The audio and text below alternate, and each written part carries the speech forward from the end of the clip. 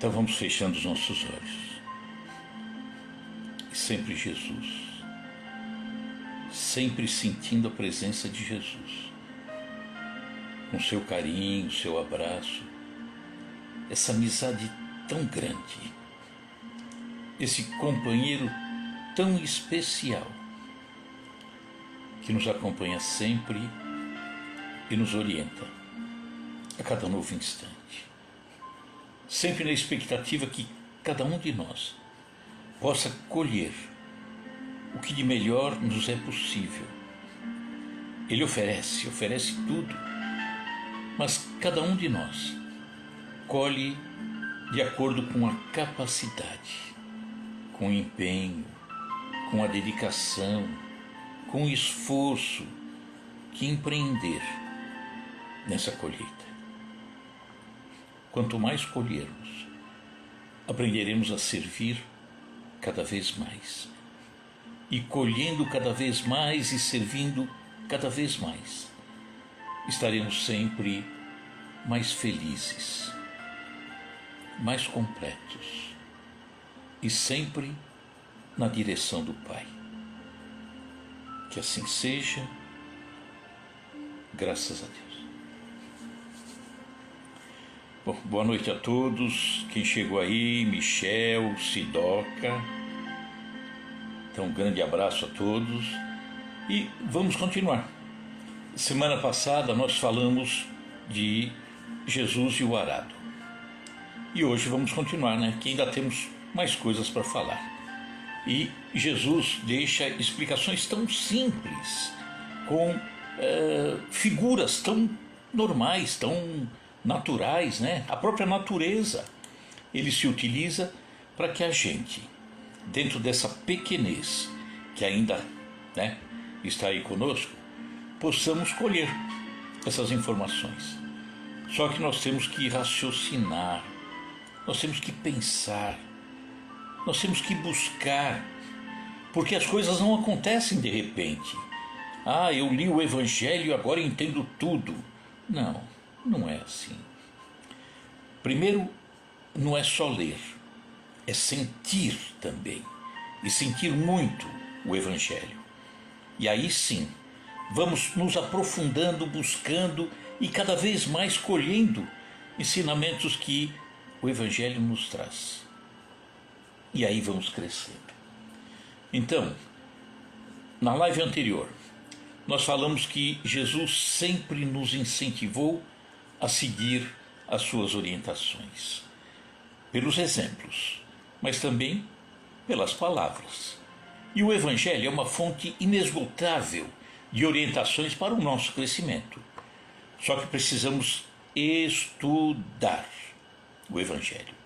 E estudar com afinco, com dedicação.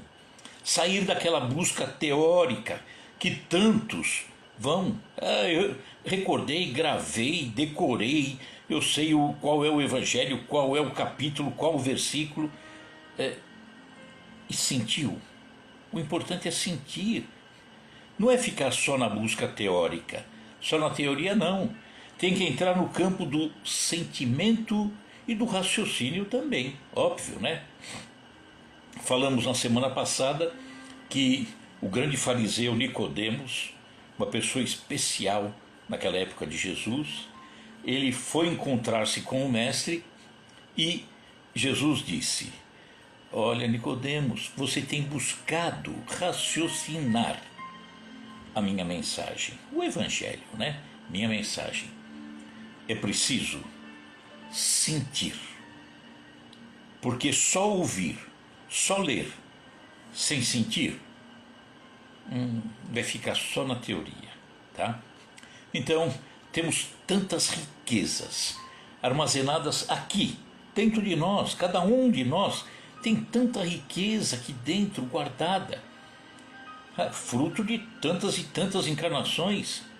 Precisamos apenas despertar essa riqueza. São como sementes que dormem, falamos na semana passada, e que precisam de alguma forma despertarem para germinar, né? E que muitas vezes desperta com a dor. Ninguém quer a dor, ninguém quer sofrer. Se fosse possível assinar um abaixo-assinado lá participar de um abaixo-assinado para fugir da dor, talvez fosse o primeiro. Mas não, é necessária. É a dor que me faz despertar. É a dor que faz você despertar. Então, é o grande aguilhão que nos chama a atenção. Jesus falou da necessidade de construir o reino de Deus em nós. Falamos a semana passada. O Evangelho mostra as ferramentas, todas elas, para que a gente possa fazer essa construção. Só que construir pede trabalho, pede dedicação, pede esforço. E Jesus se utiliza, então, de figuras, situações, até a própria natureza, né? Para que a gente encontre essas ferramentas, coloque em nós e comecemos essa construção que nunca mais terá fim. Ele nos deixou a figura do arado, né? Esse exemplo do arado. O arado é um conjunto, tem que ser um conjunto harmonioso, que precisa ser utilizado nessa construção. Jesus disse: ninguém que lança a mão do arado e olha para trás é apto para o reino de Deus. Por quê? Porque o arado não foi feito para dirigir olhando para trás. Nós vamos passar de novo um filminho bem curtinho sobre o arado funcionando, tá? E olhar para trás, segurando o arado, significa continuar ligado às coisas antigas, aos vícios, ao comodismo, né, do passado, ligado à matéria, não despertar para as coisas melhores, que são as coisas da alma. Então, quando falamos do arado, tem pontos que nós mencionamos. Nós falamos do próprio arado, a peça, né, com aquela lâmina que vai sulcando a terra. Falamos dos bois, falamos do solo e falamos do homem. Aquele que dirige, ou pelo menos tem que dirigir, né, o arado. Nós vamos ver aqui a figura do arado só para aqueles que não estão habituados. Vamos ver aqui.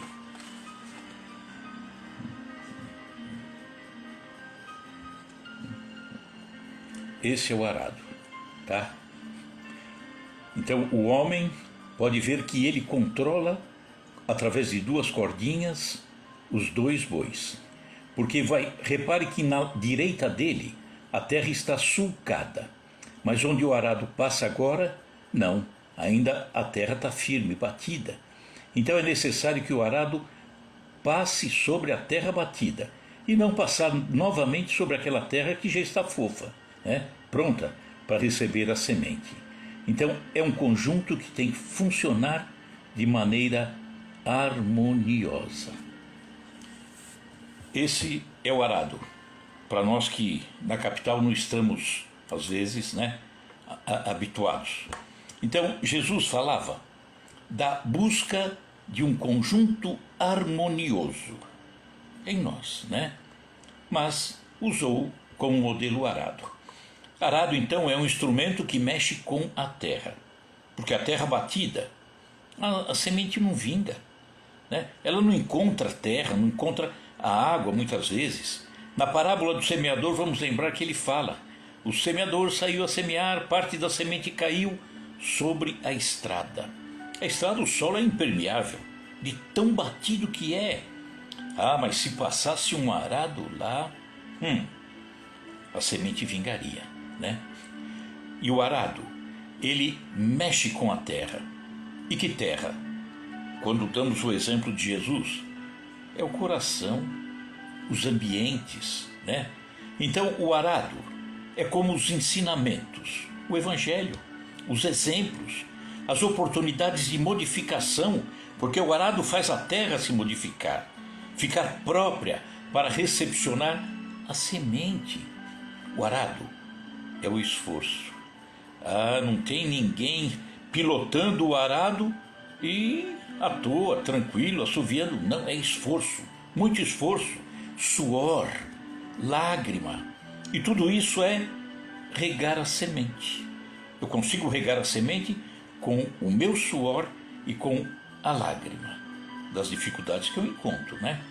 Então, o arado existe desde o início da caminhada humana. Há 2000 anos, ele era puxado exclusivamente por animais, mas sempre guiado pelo lavrador, aquele que mexe com a terra, né? Ele é um equipamento extremamente pesado. É pesado porque ele tem que fincar na terra e fazer aquele sulco, né? O arado não foi feito para ficar parado, não, porque parado de nada serve. E sendo usado, demanda do lavrador muita atenção, muito foco, para que ele possa realmente fazer o trabalho que cabe a ele. É a concentração.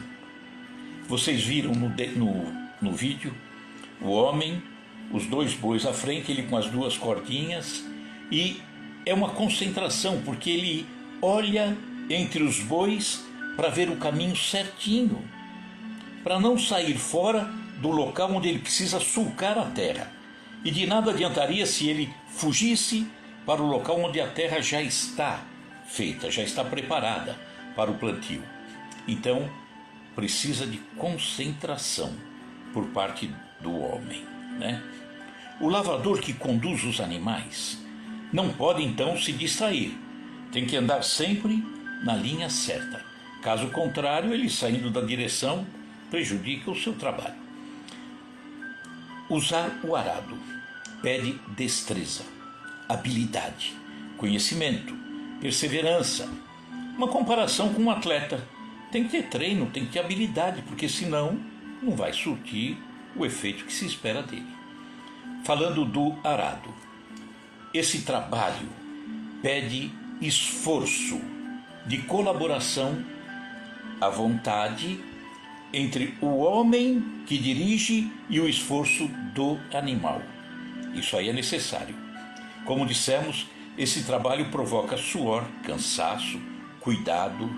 Olha Jesus falando, hein? Olha o arado aqui em nós. Pede esforço, cansaço, sacrifício. Tudo isso ele pede, né? Então temos que ter a disposição de fazer isso da melhor maneira. Evangelho em nós. Aqui dentro, o Evangelho pede sacrifício. Não é só uma leitura, eu acho tão bonito. Pede sacrifício. Porque para nós, procurar seguir aquilo que está lá, que Jesus nos deixou, ainda não é fácil. Mas é possível. Então, se não é fácil, eu tenho que me sacrificar. Sacrificar de que maneira? Estudando, me esforçando, aproveitando os momentos, raciocinando, discutindo.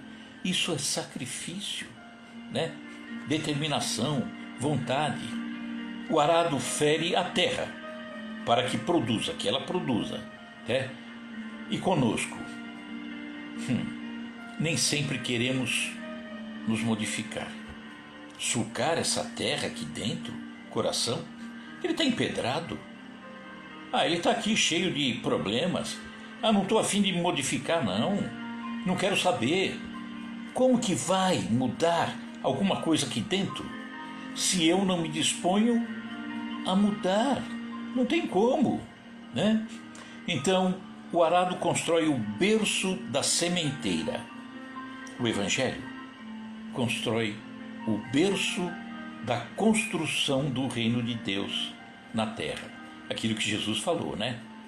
Então, a sua passagem, a passagem do arado no terreno, cede para que a chuva, o sol, o adubo sejam bem aproveitados pela semente.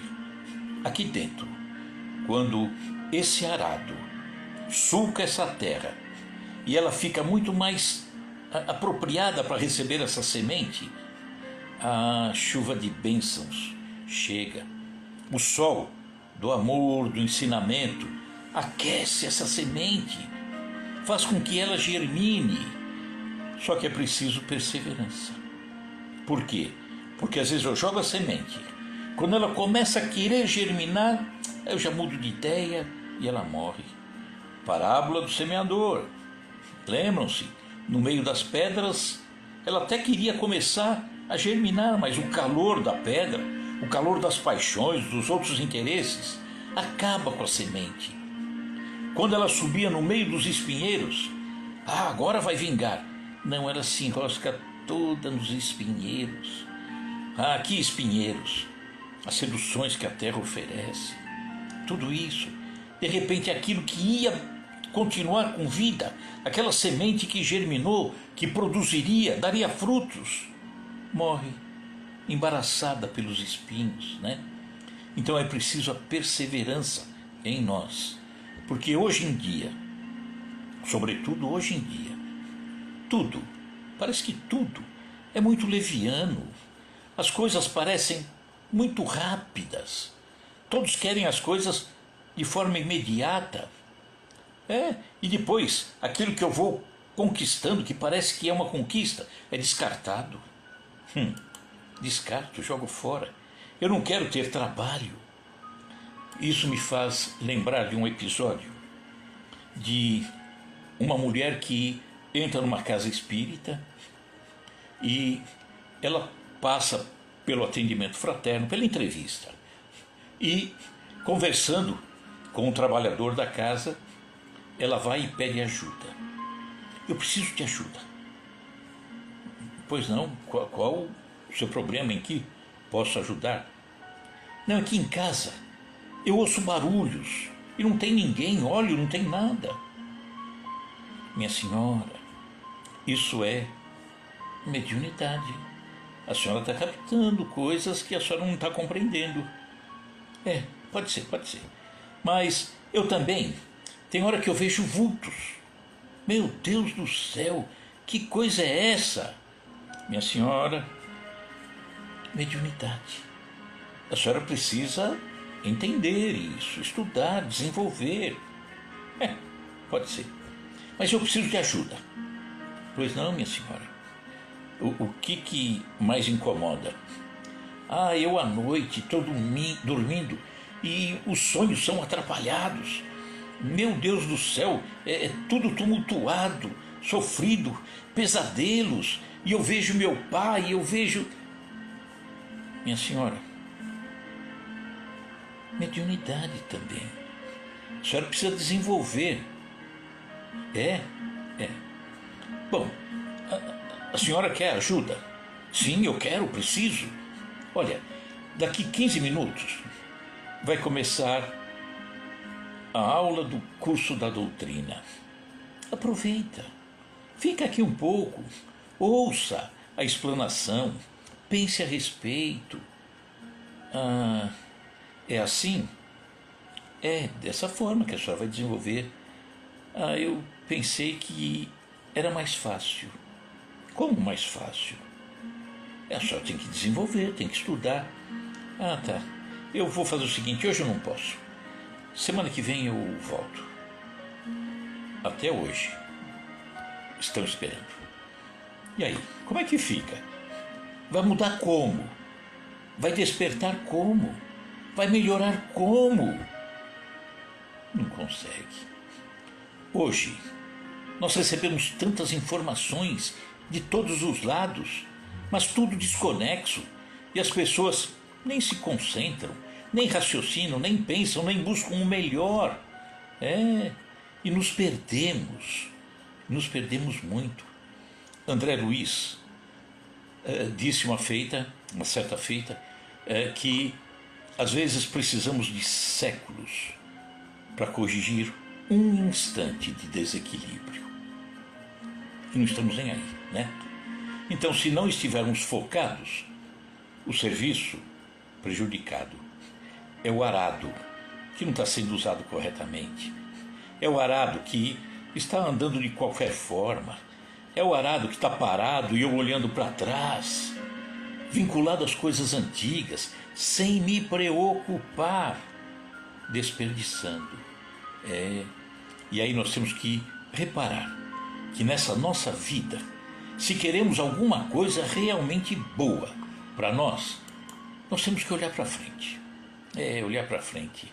Porque a semelhança do operário que lida com arado, olhar para o lado já também não funciona, nem olhar para trás, é olhar para o lado.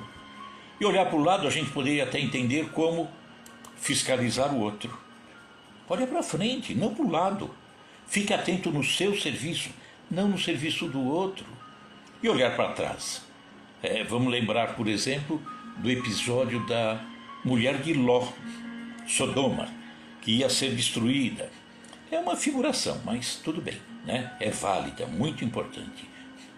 E a orientação do anjo foi no sentido de que Ló saísse com a sua família de Sodoma e não olhasse para trás. Tudo figurado, né? É muito bonito porque é o estilo oriental de explicar as coisas, né? Cheio de alegoria. Então ninguém pode olhar para trás, siga para frente. Sodoma estava perdida na explicação da Bíblia, cheio de problemas e coisas absurdas, tal. Vocês estão saindo? Olha para frente. Se olhar para trás é porque vocês estão vinculados a Sodoma. Ainda sentem falta daquilo que acontece em Sodoma. Então olha para frente.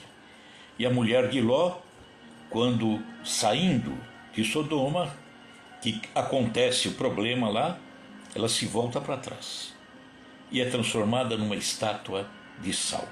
Cristalizou. Lógico que é uma alegoria, mas é exatamente isso. Não olhe para trás.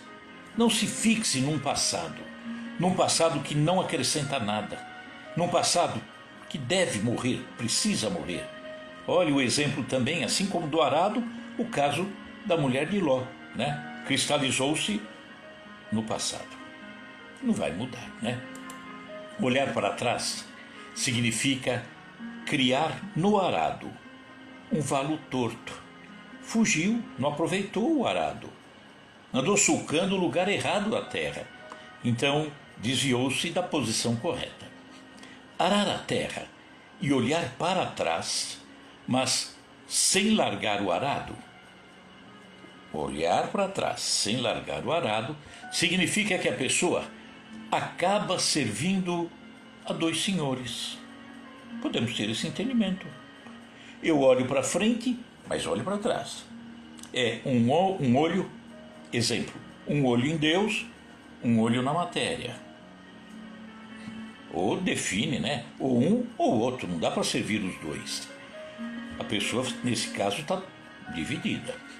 Então, esse conselho, não olhar para trás, é direcionado aos que querem servir, por exemplo, né? Servir a causa do bem, mas o fazem, muitas vezes, com desatenção, desprezando a sua real importância. Tem pessoas, provavelmente vocês podem conhecer uma ou outra pessoa, quer fazer o bem, quer se modificar, quer aprender, mais ou menos. Não, eu quero conhecer a doutrina. Perfeito. Olha, toda quarta-feira nós temos o curso. Quarta-feira é o dia do futebol. Já não deu certo. Aí, quer fazer o bem? Mas está olhando para trás. Não está dando a importância para aquilo que é melhor para ele. Então, nada de olhar para trás. Por isso, outro alerta do nosso mestre. Deixe os mortos enterrar os seus mortos. Porém, tu, vai e anuncia o reino de Deus. Significa, os seus interesses do passado, seus vícios, seus equívocos, seus deslizes, seus prazeres, que tanto eram importantes para você, arrependimentos, uma série de coisas, né? Estão mortos. Agora estão mortos. Vida nova, vida que segue. Vai em frente. Você se transformou e eliminou. Acabou. Não tem aquele negócio de pecado mortal. Ah, eu fiz errado naquela época, eu agora estou condenado. Não. Você estava meio perdidão, mas encontrou a saída? Está feliz? Está se equilibrando? Incomodou alguém, foi pedir perdão? A pessoa te perdoou? Ou a pessoa não te perdoa, mas tudo bem, você pediu, está com a consciência tranquila, está resolvido. Tudo resolvido. Vida que segue, vida nova, né? Quando olhamos para trás, muitas vezes estamos com saudades daquilo que deixamos mortos. Ah, eu deixei para trás, mas estou com uma saudade, né? Ainda estamos apegados, saudosos, indecisos, tal como a mulher de Ló. Tinha que sair de Sodoma, mas não estava muito afim, não. Então, estamos retrocedendo na iniciativa de mudança, se fizermos assim. É preciso força e deixar que o passado, aquilo que está morto em nós, fique com aqueles que estão ligados a esses interesses inferiores. Eu não estou mais. Ah, mas aquilo que você fazia em companhia de outros, não me diz mais nada. Acabei. E eles? Aí é problema deles. O que eu posso fazer, né? Amigos entre aspas, que vão nos convidar para voltarmos a uma vida desequilibrada do passado. E aí? Não quero mais. Mudei, né? Falamos do arado, vamos falar do boi ou dos bois. Eles representam a força que impulsiona, né? O que é que nos impulsiona nessa modificação, nesse arado interno? É a nossa vontade, a nossa decisão. Então precisamos colocar amor naquilo que se quer fazer, conjugar essa força motriz com a minha orientação. É a vontade e eu realmente trabalhando por isso, trabalhando para que aconteçam as coisas. Tem uma orientação de Paulo de Tarso, o grande Paulo de Tarso, que está no capítulo 10 do Evangelho segundo o Espiritismo, quando ele fala que fora da caridade não há salvação. E a doutrina, nesse ponto, é tão feliz, tão bonita, que ela não diz que é fora de determinado segmento religioso. Se você não for rótulo A, você não tem salvação. Se não for rótulo B, você não tem salvação. Se não for rótulo C, você está perdido. Não, ela não fala fora do espiritismo não há salvação. Fala fora da caridade. E aí nós podemos até entender normal que uma pessoa que nem acredita em Deus esteja tão bem espiritualmente. Por quê? Porque às vezes não acredita, mas pratica uma caridade fascinante. Está fazendo aquilo que o Pai, Deus, espera de cada um de nós.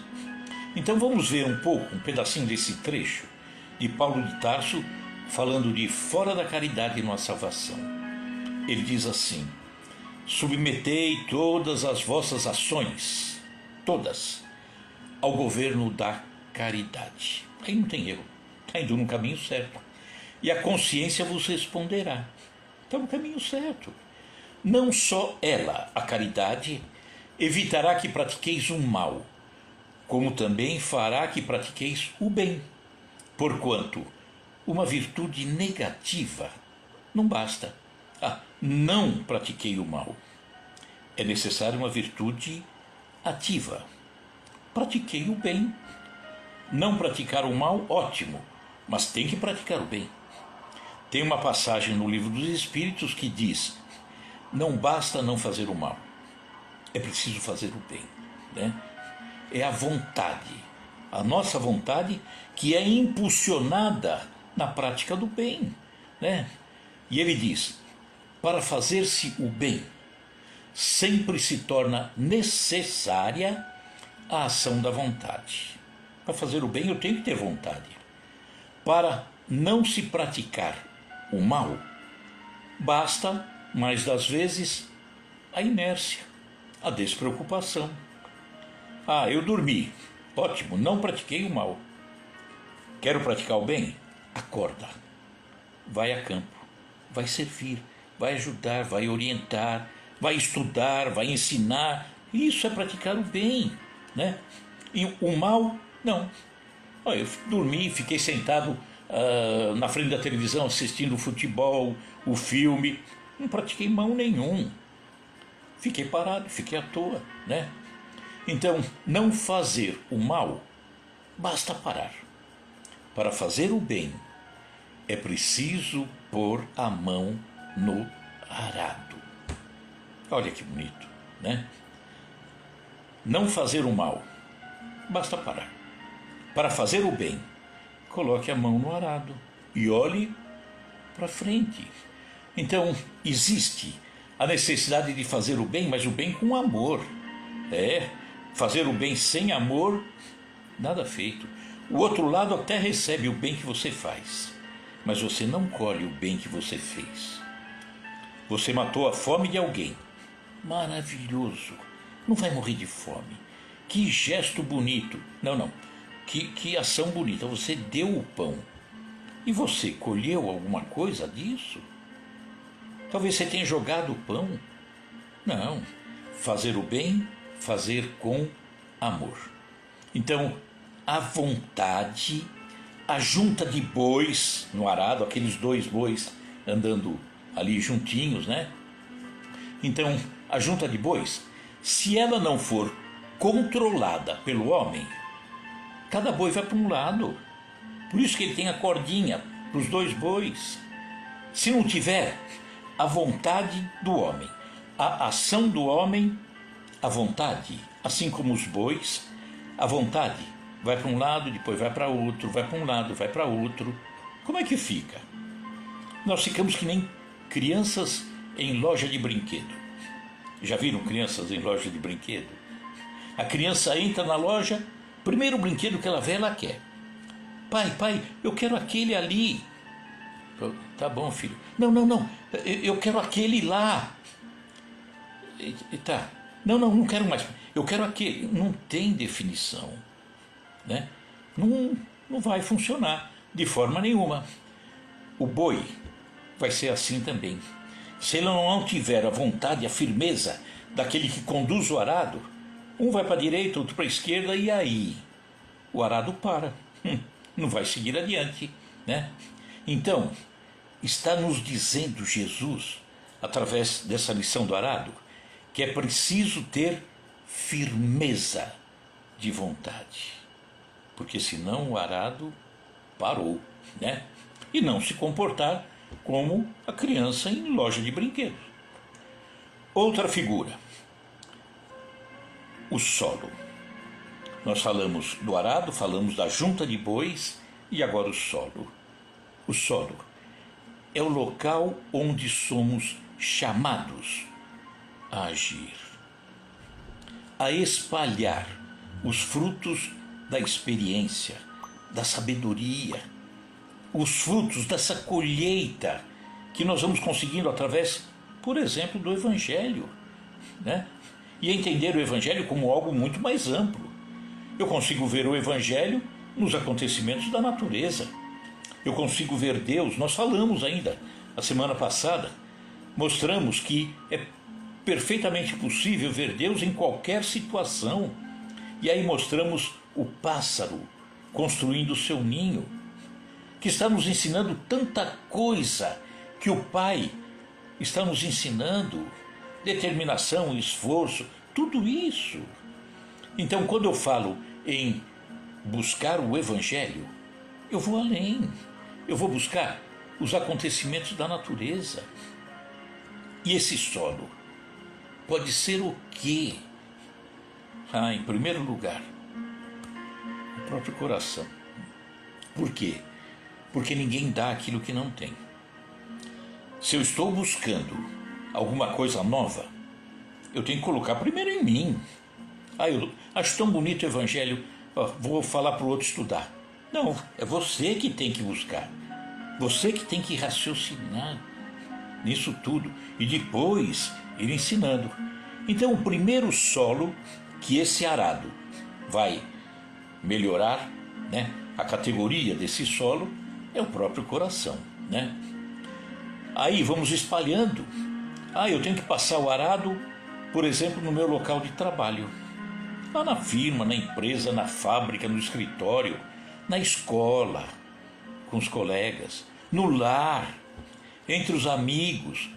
Amigos que não estão ligados a nada, de repente, puxa vida, eu vou ter que passar esse arado aqui, jogar uma sementinha para ver se eles despertam, né? Exemplos, por exemplo, né? Exemplos. O solo é o mundo inteiro.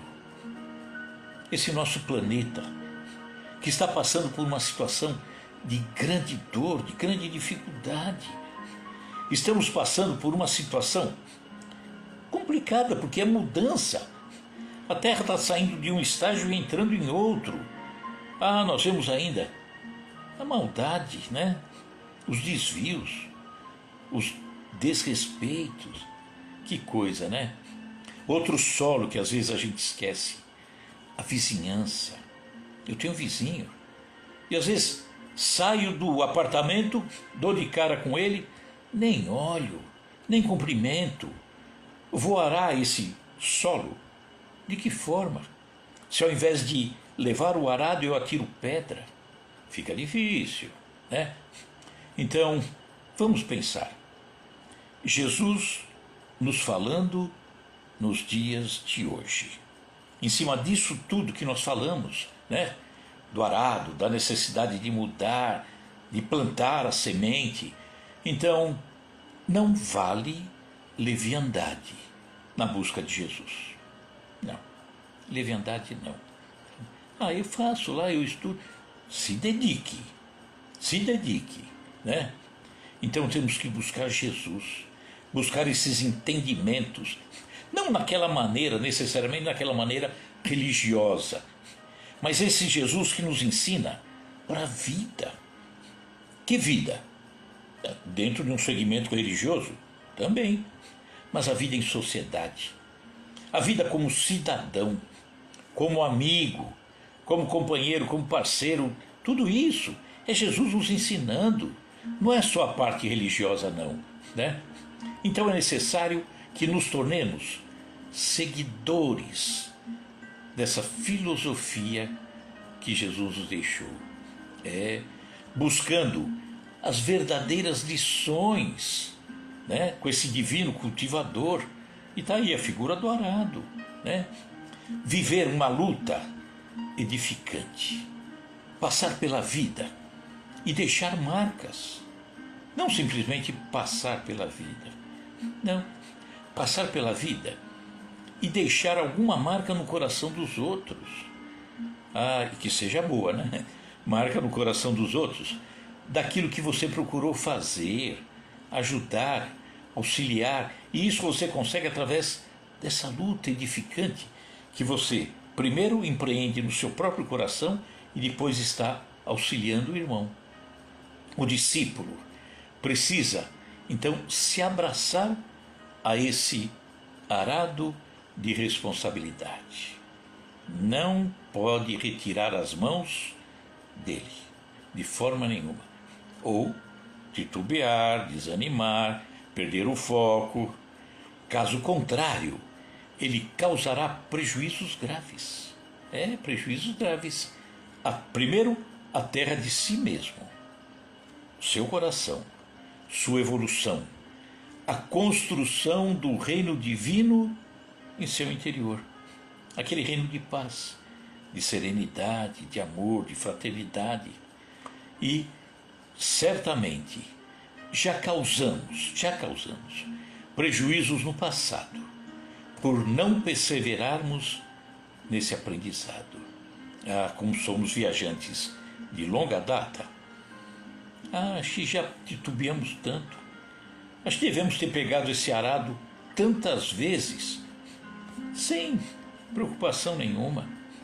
Os bois não sabiam nem para onde ir. Eu também não estava nem interessado. Aí eu pegava o arado, olhava para trás, largava e voltava. Não é mais isso. Crescemos, evoluímos, estamos no século XXI, já temos uma trajetória tão longa, padecemos tanto também, dificuldades causadas por nós, por não observarmos isso tudo. E agora? Vamos tirar o atraso. Então, quantas chuvas de misericórdia já caíram sobre nós e não aproveitamos? Não aproveitamos o sol do amor, que brilhou sobre nós e vem brilhando, há milênios. Precisamos sistematicamente dos adubos. Que adubos? Adubos da compreensão que recusamos no passado, para que pudéssemos crescer. Estamos com possibilidade de crescer agora. E se não crescemos lá, é porque preferimos a ociosidade, a indiferença, a leviandade. Não dá mais. Então analisemos tudo isso, tudo que se passou conosco, e sem aproveitamento. E a semente ficou sem germinar. Sem germinar. Então meditemos nesse símbolo de Jesus, o arado. Ele fala tanta coisa e que as pessoas não percebem. As pessoas não usam esses exemplos para tirar todo o proveito dessa mensagem tão linda de Jesus. Por isso que falamos que o Evangelho é uma fonte inesgotável de recursos para a nossa modificação interior. Vamos ver? O arado, por exemplo, o arado nos promete serviço. Ele não trabalha por nós. Ele nos promete a oportunidade do serviço. Está lá à disposição. Da disciplina. Eu vou lá, vou pegar, vou fazer, não vou desviar, vou trabalhar o horário certo. Ele nos dá a oportunidade da aflição. Meu Deus, que sol é esse? Eu tenho que arar essa terra. Persevere. Me dá a oportunidade do cansaço. Isso é benéfico para nós. Aproveitar tudo isso, esse esforço, esse sacrifício, para crescermos. E depois, em razão desse nosso trabalho, ele, o arado, também nos proporcionou semeaduras e colheitas. Olha, o resultado dele, o alimento no prato, celeiros guarnecidos, vida abundante. Olha o que ele nos proporciona e muitas vezes viramos as costas. Então, quando decidimos pela causa do Cristo, devemos estar atentos ao nosso trabalho de arar a terra do nosso coração, do nosso entendimento. Não devemos nos desviar do caminho. Não devemos ficar olhando para trás, para o passado. Precisamos ficar ou focar e ser persistentes, a despeito de quaisquer coisas que possam nos advir. Se quisermos alcançar o reino de Deus, que Jesus nos chama a atenção, busque o reino de Deus. Então, depois de aceito o encargo de arar essa terra, nunca mais olhar para trás. Esse tem que ser o objetivo nosso. Vai pedir esforço? Lógico. Se fosse fácil, todo mundo já tinha feito.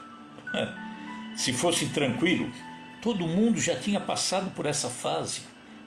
Nós ainda estamos nessa fase de aprendizado. Por quê? Porque fazer o melhor ainda nos pede tanto esforço, tanta dedicação, tanta renúncia. E nem sempre estamos dispostos a isso. Então, o prato fica sem comida, a semente fica morta. e nós apenas passamos pela vida. Combinado? Vamos então encerrando, como sempre, com a nossa prece, tá bom? Num trabalho como esse nosso, trabalho espírita, sempre começamos com a prece e encerramos com a prece, agradecendo sempre aquilo que nos foi dado a oportunidade de participar. Então fechemos os nossos olhos